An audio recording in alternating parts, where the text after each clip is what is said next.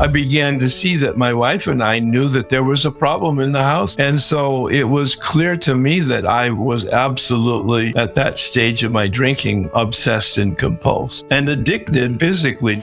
Drinking was her problem, not my problem. And they said, can you not drink for 90 days to support her recovery? That willingness is the central theme of my entire journey. To be open, to take some direction, to experiment, to have some curiosity, to be open enough to try something that I was exposed to that just might be a resource for me. Hello and welcome to 12 Steps and 12 Questions. My name is Silvio and I'm an addict. This pod is full of personal and inspirational stories of recovery from addiction. And in every episode, I'll ask each guest the same 12 questions about their life, addiction, and recovery. Quick warning, there will be some graphic descriptions and a healthy amount of swearing. For this episode, please welcome Herb. Welcome, spiritual seeker. Welcome to this new episode of 12 Steps and 12 Questions. We have a special guest here today, Herb K. Would you like to introduce yourself quickly, please? My name is Herb, and I'm an alcoholic. I was given the gift of sobriety in February of 1984. A story for a different day, although some of it might seep out today in our conversation. And just the way you introduced the podcast reminded me that I'm a seeker. I've been a seeker. I didn't know I was a seeker, and I didn't even know what it meant, and I didn't know what I was seeking. But now I do, and I can make lots of comments about all of that as part of our conversation. But the seeker was the key here, a person who was not only thirsty, but very hungry and very driven. Yeah. Thank you, Herb. Wonderful. Just realizing you said 1984, it's 2024, so you've been celebrating 40 years this year. I just took the chip, 40 years. Wow. Yes, that's what I said to myself. I was not impressed with 25 and 30 and even 35, but for somehow coming up to 40, that's a milestone. Yeah. In one of the later questions, we're going to talk about what you might want to say to someone who's just collected a 3-month chip. So let's go with question 1, though, and let's start at the beginning. Question 1 is, Herb, did you have any adverse childhood experiences? Probably not in terms of what the normal meaning of that context of that question basically connected to trauma and or very dysfunctional home environment. Sure, my dad was an alcoholic, but he was the kind of alcoholic that went to work every day and came home with the paycheck. And but it did create a lot of tension and a lot of emotion. One of the things I do remember, and I read over your questions and thought about them, and just in terms of the simple kind of response to them, the one thing that probably was at the core of a lot of my development was that he was emotionally and verbally abusive and just seemed to take a certain amount of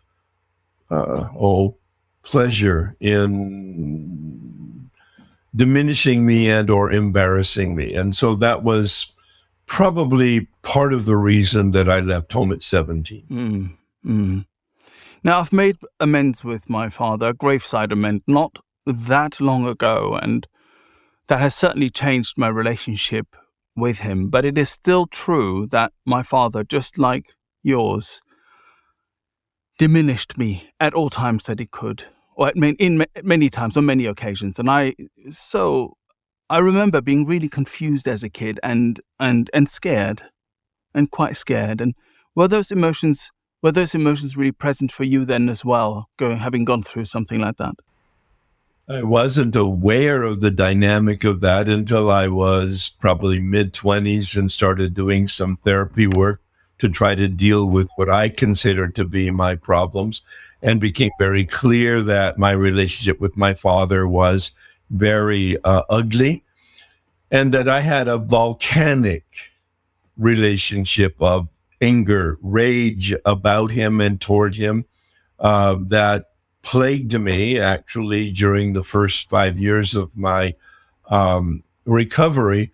But it was when I did the steps out of the big book precisely, and I'm really using clear and meaningful language out of the big book because it is my experience, seeing the big book as a textbook, because this man who I met at 5 years of sobriety had had that experience and understanding of the language and the application of the steps. And he took me into the resentment inventory. It was a process of beginning to understand my motives and my reactions and the depth of the rage that I had. But I didn't deal with it effectively other than understanding it.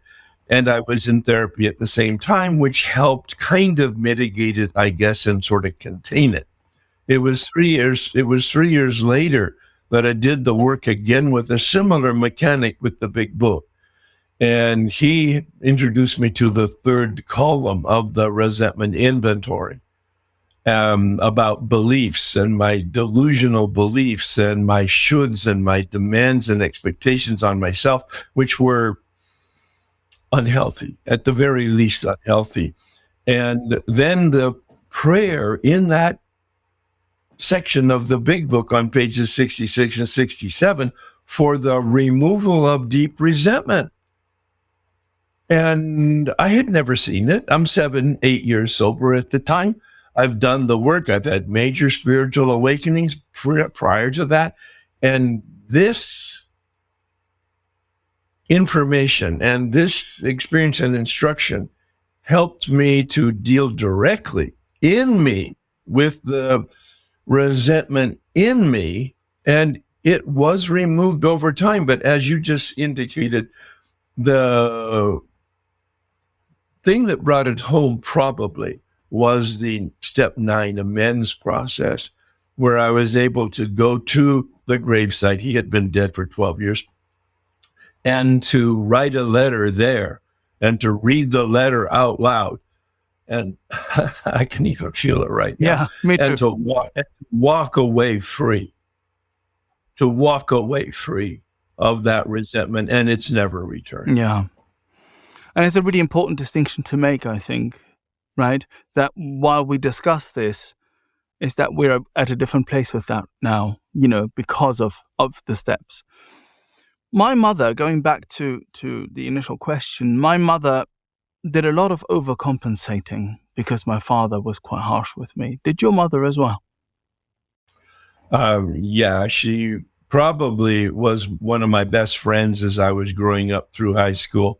And that may have been the competitive thing that my father was unconscious of early on. I was the oldest of 2 children. My sister was 11 months younger than me. But it was clear. My mother favored me, and we had this wonderful relationship. I do believe that part of my positive attitude comes from my genetics, but it also comes from a very, I believe, healthy and positive relationship with a woman who was a seeker herself and spiritually oriented. Right. Now, with this relationship that you had with your father and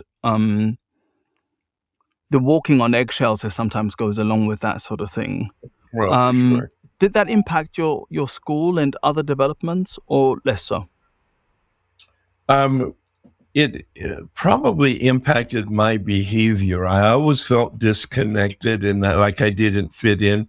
And so when we moved to a different area, and in 8th grade, I moved to an area that was challenged demographically, and I got involved with a bunch of kids who were basically badass kids, minority groups. Mm-hmm. And so I became part of their community and suffered some consequences of that. But then I went to high school and changed to a more socially acceptable group, and I put on all of the costume of the socially acceptable group. But at age 17, I actually left home and went into a monastery for the next 7 years. And so I do believe part of all of that was I was lost and didn't fit in, and I left. I left to go into something that would be very acceptable by my Catholic mother, and that was to become a priest. Yeah. And that is something we're going to pick up in a moment in our question 6. Where are we in the world when you say that you sort of moved to this demographically? What did you say? Did you say challenged? I'm not quite sure if that's the word that you used. Neighborhood. Where are we in the world here? In the United States, yes, but Oh, me, I'm in Southern California, a little town outside of Los Angeles. But this was a little town that was populated by dairy farmers and immigrants, and these were people who were connected to the earth and very, very, very tough and rugged. And it wasn't my background, and so I really didn't fit in. Yeah, that's great. Thank you so much, Herb. Our question 2 is, what did the moment you first got hooked and what did the fun times look like? Now, this usually refers to the time where we start trying ourselves out, we start using drugs and alcohol often, not always, but often. There's a party phase. There is a phase of enjoyment where it does something for us that we can't do for ourselves. So what was your experience there? Drugs or alcohol were introduced into your life at some point? Well, my father was a beer drinker at home, and I became a beer drinker at age 12 when it was my best friend had some, and I don't actually remember that it was particularly transformative, although I look back on it and it clearly was. I drank all there was. I got drunk, knee buckling, blacked out, passed out, threw up, but that didn't bother me. And as I did an inventory later on when I'm age 43, and we'll maybe talk about that in a minute, but I could see that was the pattern of my drinking. Periodically, not every time I drank, but I would go to a football game or a dance, and we would drink, and there was, I felt I fit in finally. It allowed me to breathe and relax and connect. Now, I was not conscious of any of that. I've led a life, despite the fact of a very introspective and reflective educational background. I was very unreflective and introspective. I was basically clueless as to what was going on at the time it was going on. I just dealt with it as it emerged and as I had to deal with it. It's kind of relating to Fred's story in the Big Book. A strange mental blank spot dominated all of my development. I often talk about awareness on this podcast, about awareness at the time when it is happening, and often also refer to the fact that I had so little, right? Yeah. And I right. think we're talking about the same thing here with we're clearly, when I did that little autobiography, when my wife was in the hospital in 1984 for her alcoholism, they asked me to do an autobiography of my relationship to alcohol. And that was the very first time that I began to connect the dots. I mean, how could you not see that I blacked out and passed out and threw up regularly? How could you not see handcuffs and jail in 1968, 1971, and 1975? How could you not connect the dots? Not me. I paid an attorney and was embarrassed and moved on. Now, that's quite a large space of time that we're covering here. So Correct. It was clearly over quite a number of years, quite a lot of drinking, problematic drinking going on. Correct. Yeah. Well, and even she went into the hospital on February 10th, 1984, and I came to that hospital during that week, the first week, and I had drinks with my boss. I didn't even think about not drinking. Drinking was her problem, not my problem, but that's when they asked me, the hospital staff, to not drink while she's in the program, which was a 90-day program, 30 days inpatient, 60 days outpatient. And they said, can you not drink for 90 days to support her recovery. And if there's any one word that I would love to have people grasp out of our conversation, and that's the willingness. I don't know why, but I was willing to say, sure, I can not drink for 90 days. That willingness is the sort of the central theme of my entire journey. That willingness to be open, to take some direction, to experiment, to have some curiosity, to be open enough to try something that I was exposed to that just might be a resource for me. Wise words indeed. Just kind of circling back a little bit to that question, and also to our question too, and the moment you first got hooked, and also the earlier days. I mean, you said that you had some drinking. It was when you were a bit younger, and it wasn't immediately super problematic, but it was clearly, when you threw up and this, that, and the other. In my head, it was never problematic. Yeah. In my head, it was never problematic. There were certain consequences, so I tried not to have the consequences, but never that successfully, and never that consciously. I was still very okay at age 43, helping her in her recovery program. And it was a couple months after that, when I quit drinking. It was a couple of months before I ever went to AA. Going back, I never felt like I was hooked, but I clearly was, and it was progressive. The periods of losing control became closer and closer in like 5 or 10 year increments, but I was never conscious of the disintegration of that relationship.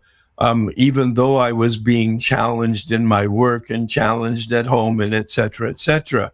I was a big self-help person, and I did yoga and therapy and vitamins and, exercise. I mean, there was going to be a solution that I would find if I only tried harder. Right. Okay. This is really interesting. So while on the one hand your drinking is problematic, it sounds like you were able to hold down a job, and you found someone. Drinking was back in the 60s, 70s, and 80s. I was outside salesperson, and drinking was part of our community. We were encouraged by our corporation to take people out and oil them up. I am always fascinated by the fact that how it is that we manage as addicts and alcoholics to find jobs that support this. It always makes me chuckle. So it was a perfect job for me. Yeah, I understand. So perhaps you didn't have the sort of. There must have been a progression, I suppose, and you said there was one, but it seems to have been a slow one. So you didn't go through a whole lot of jobs that you lost and relationships that you crashed. No. That didn't occur. No. No. Interesting. No. Married for 52 years. I had 2 jobs, one for 21 years and one for 20 years. The first 21 were the drinking, and I had to leave there in order to clean it up because I got sober, and I moved to the new job at 20 years and I had a wonderful career. So yeah, no, I didn't have the classic I was on the cliff's edge, but sobriety sort of hooked me and brought me back to some stability. And it was explained in the hospital program like the elevator on a 100-story building. You can get into the elevator at the 100th floor, and the elevator will go down. I got off at the 83rd floor, if you will, and lots of people have to really, really be hurt. And in fact, many die as a result of that elevator going down and not getting off of it. I'm going slightly off script here, but there was something that you said just a little bit earlier that really intrigues me. You said that you were doing, so this is while you're drinking, you're doing yoga, you're looking at self-help stuff and so on, right? So you were doing this at the same time, because I did a very similar thing. And I am wondering whether this is something that made me get out maybe at the 80th floor or 83rd floor, like you said, because I also didn't go all the way down, although it looked like it at some point. But I'm wondering, it's just an idea whether doing these bits. And I think that for myself, that I connected to a power greater than myself whenever I did look for help and I was seeking, even though this was, I mean, we're talking of a total non-awareness, right? It's just something that comes to mind, there might be a link. For me, there was always some level of spirituality in the truest of sense, although it was more religion at the time. My mother being a daily Catholic, she taught me how to pray when I was 10 or 11 years old. I went to church. I became an altar boy. I really loved all of that. There was an inclination in me to connect to something like that. And I do believe that underpinning, that initial foundation, that inclination toward some form of, I'd say human development, but at that time it was spiritual. It was definitely that kind of energy. Yeah. Now, before we move on to our question 3, very quickly, you said you went into a monastery. Yes. At age 17. Obviously, you weren't drinking there. Was that not a difficult thing not to drink? No, it wasn't difficult. I went in there at 17, a compulsive masturbator and a weekend drunk, and I didn't masturbate for 7 years, and I didn't have a drink for 7 years, and I had no inclination for either of them. And the moment I left and took my black robe off, it all started again. I mean, it's an amazing, like, black and white. Yeah, you took the words right out of my mouth there. It is an amazing sort of, almost like you're putting on that cloak over it, and then the moment you remove it, gone. When I'm a monk, I meditate.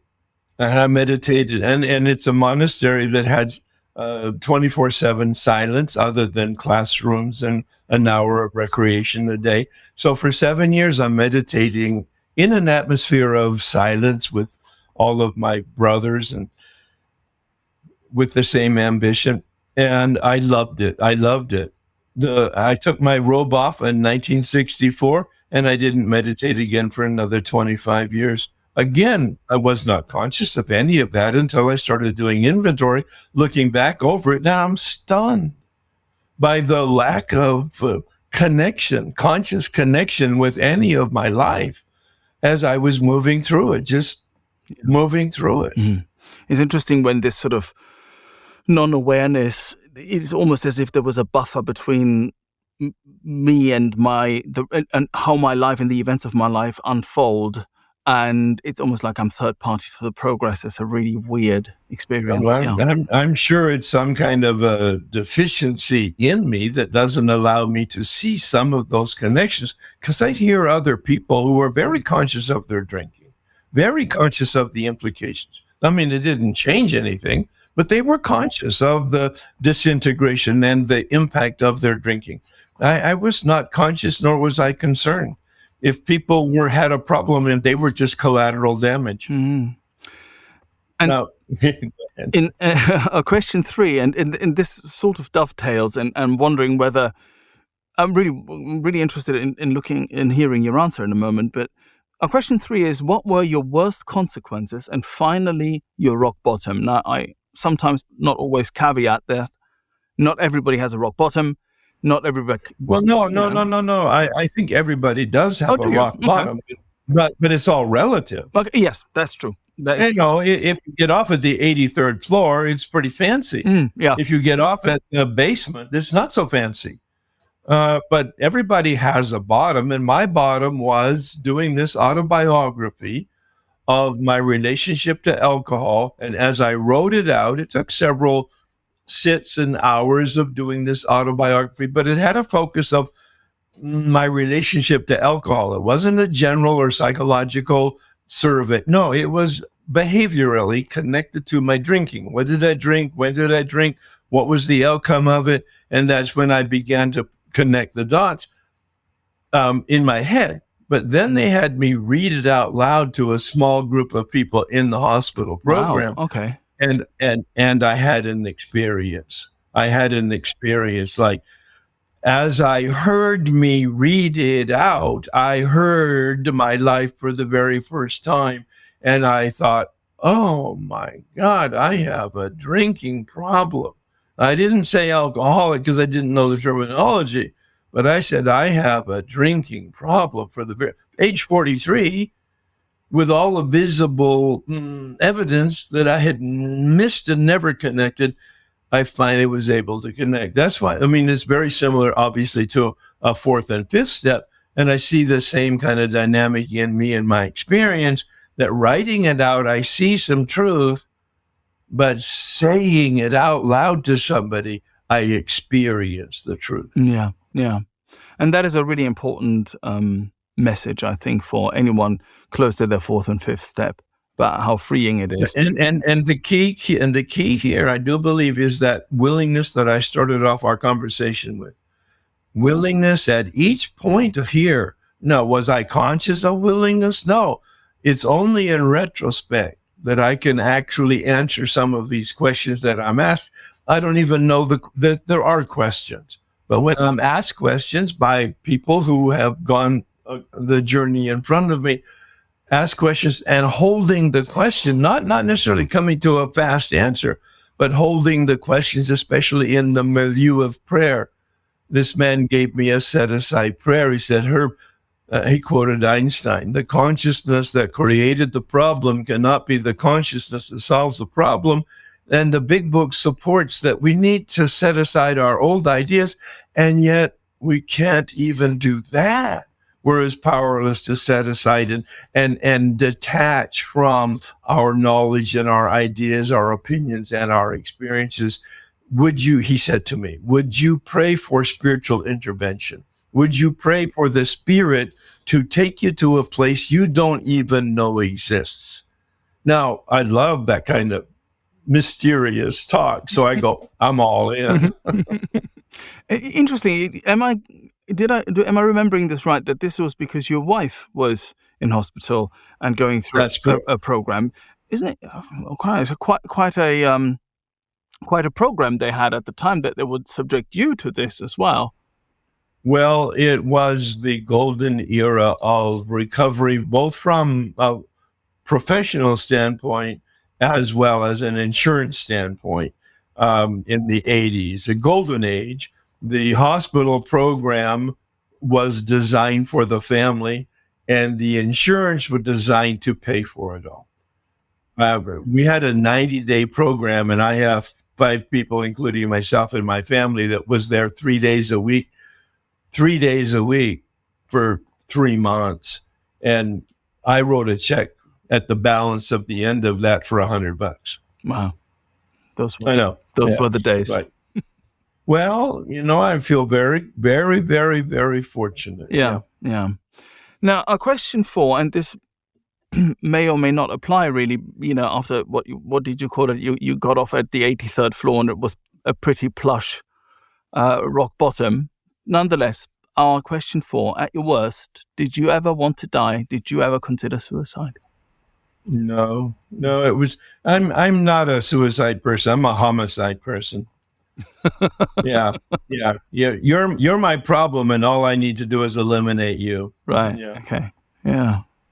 It's a pretty neat way of looking at things, I suppose, and on that sort of axis of either being a suicide or a homicide person. I'll reflect on my own positioning a bit later. I think it shifts a little bit, depending on the situation. But yeah. Question 5. What other methods did you try to get sober before finding the rooms? Oh, sure. And of course, religion. I wasn't trying to get sober, but I was sober during that time, and I enjoyed all of that. When I came out, then I went to therapy because I knew I had some problems, which I blamed on my background as in terms of being in a seminary monastery, as well as my family of origin and this unhealthy relationship with my father. So I did a lot of that. Then I was also fortunately oriented toward physical exercise and health, mostly probably my vanity and my untreated narcissism. Then I got exposed to yoga and proper eating and vitamins. And I mean, I was into anything that would make me healthy and strong and smart and successful. I went to books immediately. Dressing for Success, the Vitamin Bible, and I mean, yoga, Hittleman's Yoga by Yourself. And I mean, I was in it. And I mean, I'm a mad dog seeker. When I go after something, I go after it. Mm. None of it kept you clean, though. Well, but none of it did. And yet I look back, and all of it probably allowed me to be healthy as I was being unhealthy. So I wasn't deteriorating as fast as I would, and I wasn't drinking as much as I probably would have had I not had those other activities and that mental attitude and orientation. No, I was very, very health oriented. I ran every day. Now, after a night of drinking, I ran and threw up, but that was just part of it. Vomiting while you're running, it's lots of fun. Yeah. It's an acquired taste, I think, but well, it's a lack of taste, right? Yeah, quite right. But I think what is interesting is that one thing that you didn't mention is you didn't seem to have tried moderation. Did you never have a moment where you kind of go, okay, well, I'm not going to drink on, I don't know, Mondays and Tuesdays? If you're enjoying this podcast and would like other addicts and alcoholics to hear it, then please make the pesky AIs and algorithms work their 12th step. Hit like and subscribe. Absolutely. Right. That was the final awareness that in 8 years of sobriety, I was doing the steps with this second man I mentioned. And he asked me about that. Did you ever try to quit? And I go, yeah, no, not really. He said, well, tell me about your pattern. And then I began to, and I'm shortening the story, I began to see that my wife and I knew that there was a problem in the house and that we weren't going to drink Monday through Friday. Well, Monday came and we drank, and we just said, okay, now Tuesday through Friday, that kind of thing. And we always changed our mind in the evening, but we never saw that we were changing our mind. And so it was clear to me that I was absolutely at that level, at that stage of my drinking, obsessed and compulsed. Yeah. And addicted biologically, physically, not just psychologically. Yeah. Isn't it interesting, though? I suppose for those people who are not addicts or alcoholics, this sort of, it must be clear insanity. If you say, okay, I'm not going to drink from Monday to Friday, and you get up on Monday, you drink on Monday evening, you go, oh, we're not doing it again. So on Tuesday, well, and then you repeat it every single day. It says in the book, to the alcoholic, this alcoholic life is the only seems the only normal one. I'm paraphrasing. That's right. Right. And no, exactly. Yeah. And I was never able to rise above it to see consciously the insanity of it. I just lived in it. That's why I'm talking about that strange mental blank spot that is a source of humility or humiliation, but embarrassing, but humility. And then the gratitude that in fact I was given the gift of sobriety. I didn't ask for it. I didn't pray for it. I didn't have the problem. But when they asked me to stop drinking to support her recovery, I haven't had a drink or an inclination to drink since. I mean, I can't explain that. I love to use the term grace or mystery, and that's a whole other conversation. Yeah, one that we're coming to in a moment. I'm just really taken by this. I'm just really taken by the similarity here, by the fact that while you were drinking, you were also doing all these positive things. I give you an example of something like that. For me, I while I was drinking and using, I did an 8-week meditation course and mindfulness course, right? Which, as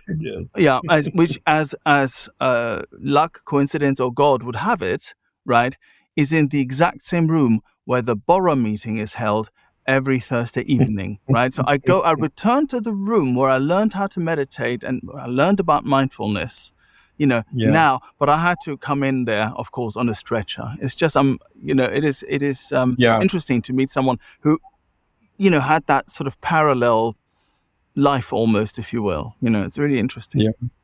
Our sixth question is, once you came into the rooms, did you struggle with the word God? No. I had loved the monastery seminary life for those 7 years. When I came out, I was a traditional Catholic and going to church, and got my family going to church, and I became involved with doing things within the church structure that was sort of ministerial, kind of compensating or an extension of the energy that I had in the monastery. But that all changed once I connected to AA. What was the question again? I'm sorry. The question was, when you came into the rooms, did you struggle with the word God? No. And that's where I was going with that. No. Unfortunately, I just accepted my background, my theology, and all my reading and knowledge and experience. I just accepted, yeah. I read chapter 4 with the same kind of, yeah. And I had no real experience with it. I didn't know that, of course, as I was going through it. But at 10 years of sobriety, I've had 2 spiritual awakenings, major radical transformations, going through the steps twice with 2 different step mechanics is what I call them, step guides.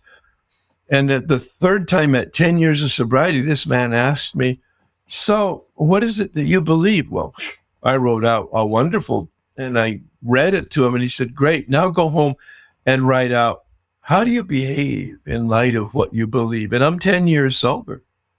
And I see the contrast between my belief and my behavior.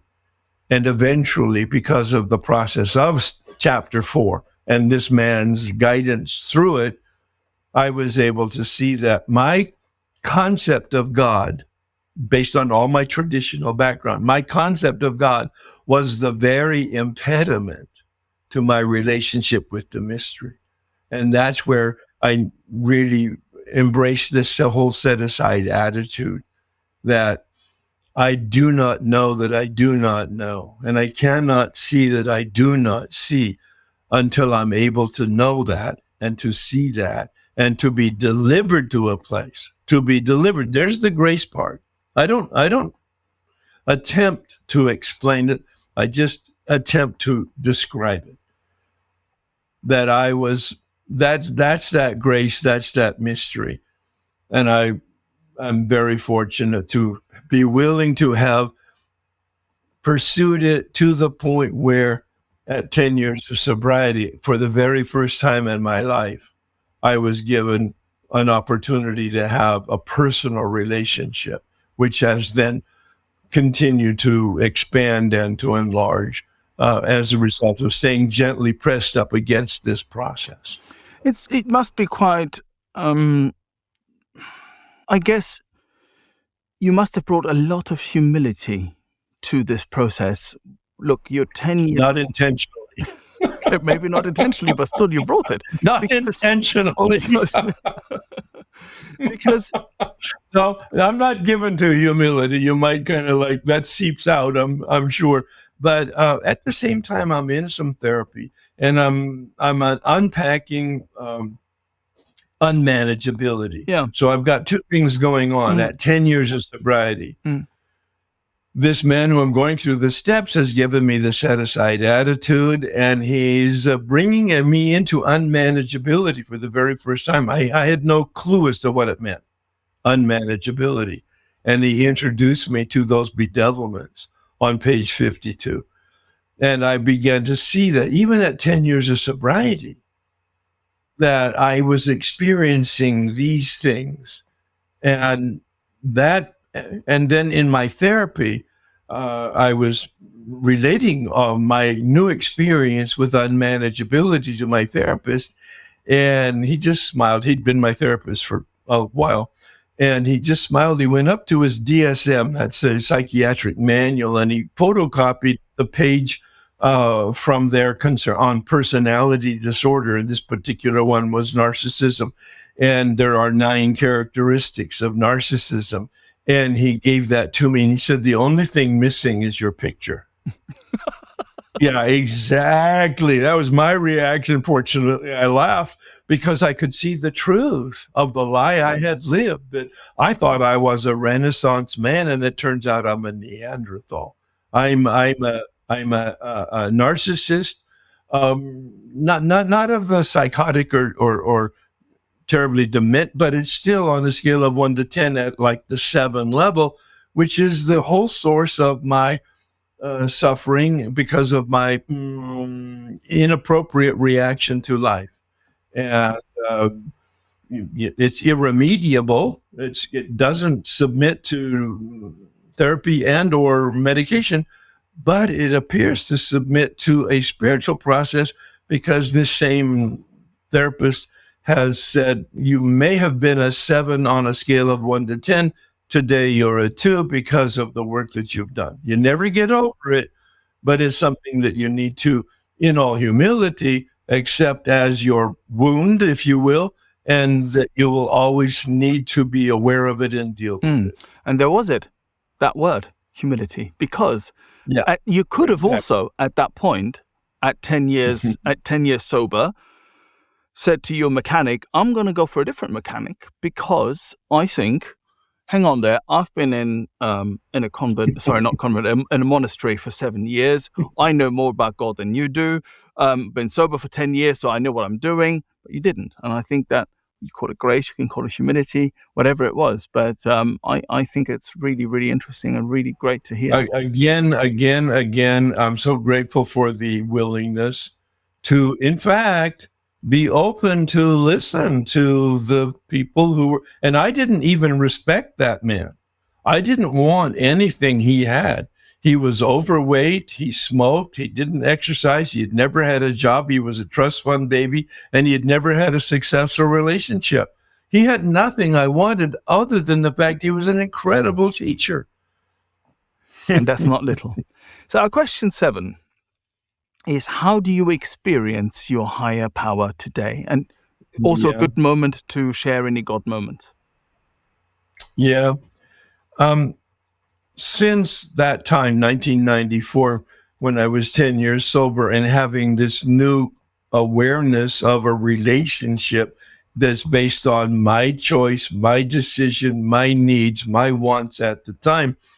And I became very aware that that relationship changes. The key word for me is not spiritual. I tried to minimize that word anymore, and I use the term relationship. A relationship with life, a relationship with myself, a relationship with other people. That's, for me, that's spirituality. And this relationship changes as I change, as my needs change, or as my concept change.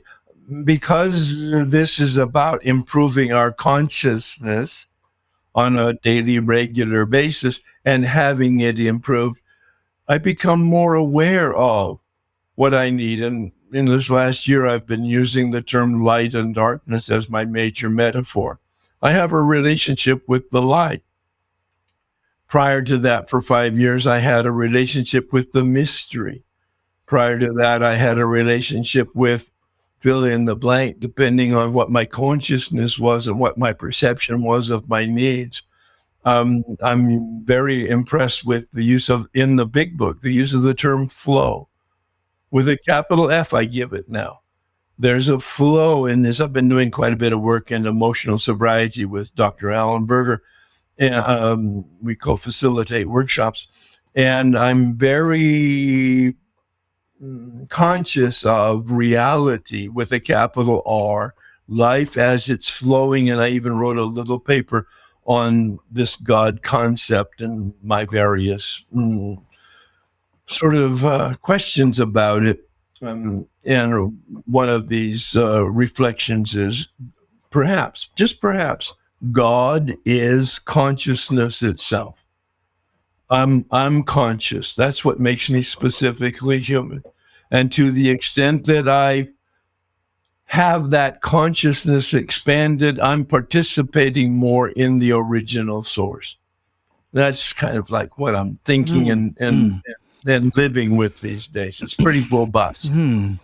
This is fantastic. And I'd have loved to hear a lot more about this. I'm just going to ask you one more thing though about it. What you were saying there, as amazing as it was, is slightly conceptual.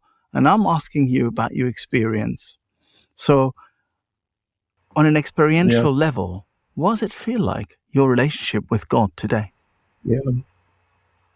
Mostly, it feels like contentment and satisfaction. I have, for the longest time, poo-pooed emotions and feelings. I intentionally stamped them out prior to even getting sober. I just felt that emotions were the impediment to success, and that you needed to be rational, and feelings were not the issue. And if you got hurt because of my whatever, that was your problem and you were collateral damage. Now, that's the Neanderthal part. Once I began to feel and recognize that feelings are a very important part of human relationship with yourself and with other people, then I began to foster them in a tenuous way. But now I'm much more robustly, in terms of open to fostering the feelings, as long as they're contained. So I don't put a lot of stock on feeling. I think, in fact, I tell people that feelings are a sand trap in the spiritual life. Feelings about God, or even feeling good. We want to feel good, but it's a feeling. It's a biochemical reaction, and it will pass. And if you are too invested in feeling, I mean, as addicts, that can be our, how would you say, our Achilles heel. We love to feel good, and it's the work I've done in happiness has suggested that happiness doesn't come because you focus on being happy. In fact, you won't be happy if you focus on being happy.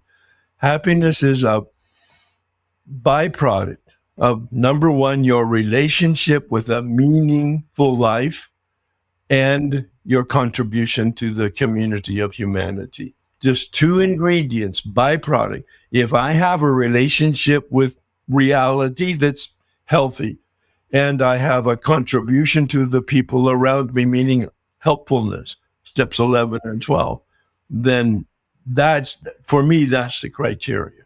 And I wake up every morning pursuing that. It's interesting what you just said there about, about feeling good and so on. We had a discussion in one of our groups the other day about whether,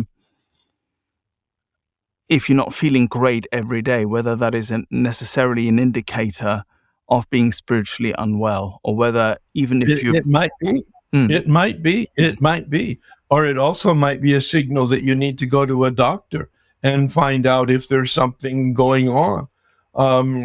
The number of people who they're unwilling to get professional evaluation, either from a biology standpoint or from a psychology standpoint, is kind of like amazing. It's like, I'm the first to go. No, I don't make a lifestyle of it, but if there's something potentially wrong with me, I want to know what it is, biologically and or emotionally, psychologically, so that I can address it. Yeah. It's kind of like I use it kind of like the metaphor of when you're driving your car and you get a blinking yellow light on your dashboard.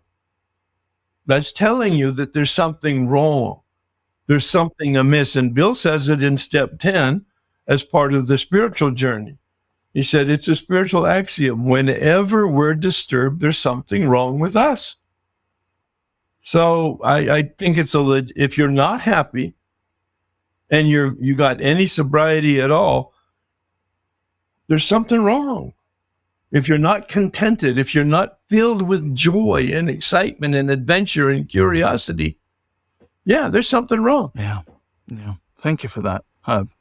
Lovely. Question 8. Which parts of the steps were most difficult for you?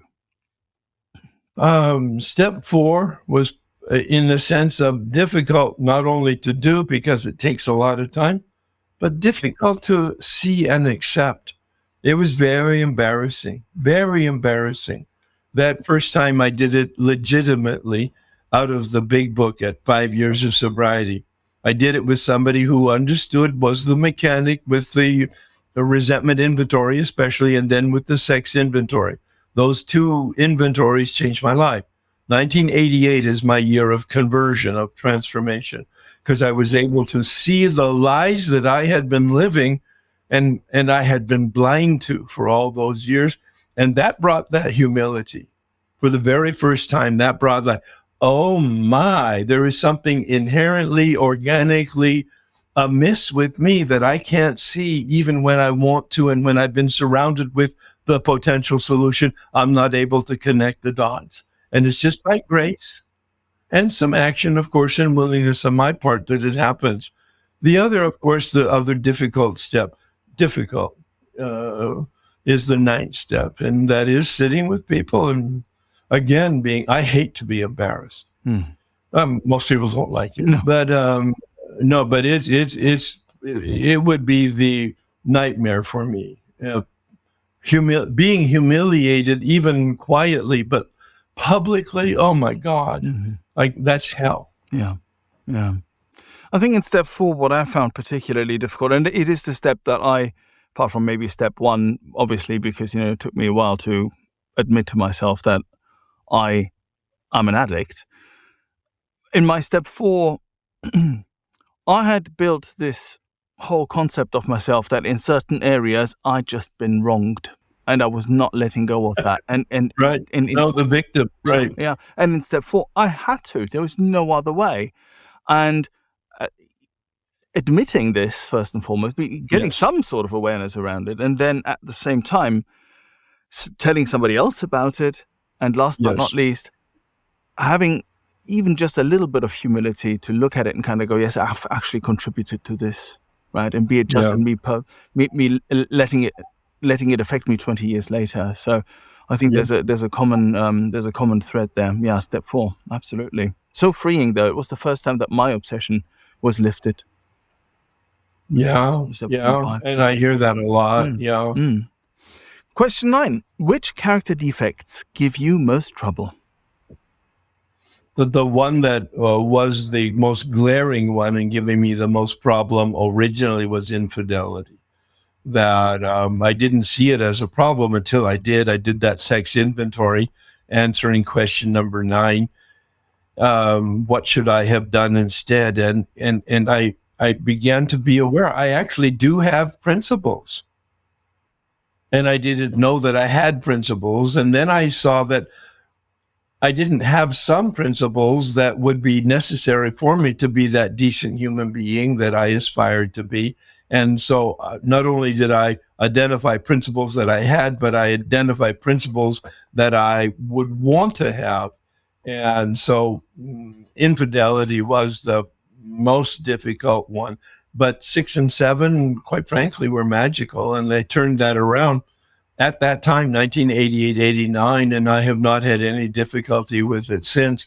And then insensitivity to other people, as I talked about, in terms of the emotions, not being overly concerned about other people's feelings. That's probably been the Achilles heel that I have on an ongoing basis. Yeah. You can see how I'm loving how astute it is. How astute your answer is. It's quite something. Clearly, you've worked this out, and it must be very present for you. Question 10: what is the best thing recovery has given you? Consciousness, an understanding of what consciousness is, and a clear path to improving it, and a clear desire to be as conscious as possible. For me, I have spent more time studying it, but also transmitting it. And I have more recordings on my YouTube channel on meditation than I have on any other subject. Right. And meditation as a way of expanding consciousness and exploring consciousness. Correct. Wonderful. Thank you. Question 11. What would you say to a newcomer or someone wondering if they're an addict? And yes, I know they're kind of 2 questions really, but let's roll with it. No, it's the same answer. Yeah, it's the same answer, and that's that willingness. Willingness to get connected to somebody who has experience and information. The combination. There's plenty of people with information, and there's some people with experience, but it's the combination of good, legitimate information and the personal experience, and then hold yourself accountable to hear the direction and take the direction from that person. Willingness to be accountable. Those are for me, accountability is probably the single most important component of all there's a lot of moving components in the 12-step process, but that accountability, if you hold yourself accountable to an experienced person, you'll do all the other moving parts. Yeah. That willingness to take direction. Yeah. It's interesting. We talk a lot about how, don't we? About the acronym, honesty, open-mindedness, and willingness. And Right. It has often been said and discussed with, a degree of controversy, I suppose, that if you don't bring enough willingness, you might as well stay out. Right. I've heard this. I would never say it that way. I would never say it that way, because a lot of people who are coming in with addiction, they're very stubborn and willful and resentful, and they will hear that comment and they will just be challenged and pissed off, and so they will go out. But there's too many people in the program that are perfectionists. If they can't do it all, and they can't do it all perfectly, they won't do any of it. And of course, that's self-defeating. So I've been saying to my workshop people, do the best you can, knowing it's not the best you can, doing it anyway, and realizing it's good enough. It's good enough. Right now, it's the best you can do, knowing it's not the best you can do, and you do it, and it's good enough. Wonderful. Question 12, our last question for today. What do you want your higher power to say to you, quote unquote, at the pearly gates? Yeah. I mean, I understand the spirit of the question. I tell people, they ask me about, because of my Catholic background, what do you think about heaven and hell? What do you think about the afterlife? What do you think is And I go, I have no idea what's after death. What I do know is, if there is something, all right, there won't be much of me, this false self, there. And if there is nothing, I won't know it, and it doesn't matter. What I'm concerned about is this life, this present life. And in fact, I changed the St. Francis prayer, which I believe is the prayer of transformation, that turning from selfishness to other-centeredness. And at the very end, it said something about eternal life. And I changed it. No, I'm concerned about this life, my present day. I'm not one bit concerned about tomorrow, and I'm not one bit concerned about after my death. I'm not afraid of death. I'm in no hurry. But I don't know what's on the other side, and I don't think it makes any difference. If there is another side. Takes a confident person to change the St. Francis prayer. I'm just going to leave that here, I think. I could go on and speak to you all day. I'm assuming you probably have better things to do. So I'd just like to thank you for your honesty and for your good humor and for the amazing suggestions and the wisdom that you have brought to this podcast today. Thank you so much for being my guest on 12 Steps and 12 Questions. Well, you're welcome. As you know, as you can read, I've got lots to say, and I'm glad that I've been asked to share a bit of it. Yeah, that's wonderful. Thank you so much. I will also leave a note of your YouTube channel and so on in the show notes for the listener to find. Yeah, the website is herbk.com. Perfect. Thank you so much. You did it for me. Wonderful. Thank you again, Herb. That's very kind of you to be here today. Thank you. Anytime. Thanks for all the work that you're doing. Thank you so much. We've come to the end of this episode. Thank you for listening. If you've enjoyed it and would like other addicts and alcoholics to hear it, then please make the pesky AIs and algorithms work their 12th step. hit like and subscribe. While this pod is based on the 12-Step Recovery Program, it's not officially affiliated with any 12-Step Fellowship. 12 Steps and 12 Questions is not substance or behavior specific, it's fully self-supporting and not for profit. And you know this next bit. It's not allied with any sect, denomination, politics, organization or institution. It does not wish to engage in any controversy, and it neither endorses nor opposes any causes.